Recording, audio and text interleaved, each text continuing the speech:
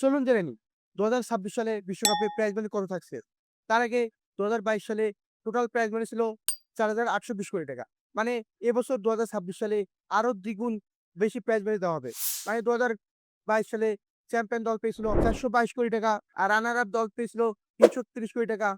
তৃতীয় স্থানকারী দল পেয়েছিল ২৯৭ কোটি টাকা। চতুর্থ স্থানকারী দল পেয়েছিল ২৭৫ কোটি টাকা। কোয়ার্টার ফাইনালের ৪ টি দল পেয়েছিল ১৮৭ কোটি টাকা।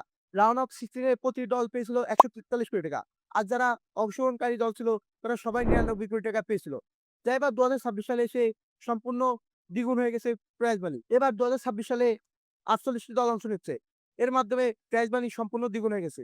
চ্যাম্পিয়ন দল পাবে ৬২০ কোটি টাকা, রানার আপ দল পেয়েছিলেন ৪০৯ কোটি টাকা। তৃতীয় স্থানকারী দল পাবে ৩৫৯ কোটি টাকা, চতুর্থ স্থানকারী দল পাবে ৩৩৪ কোটি টাকা।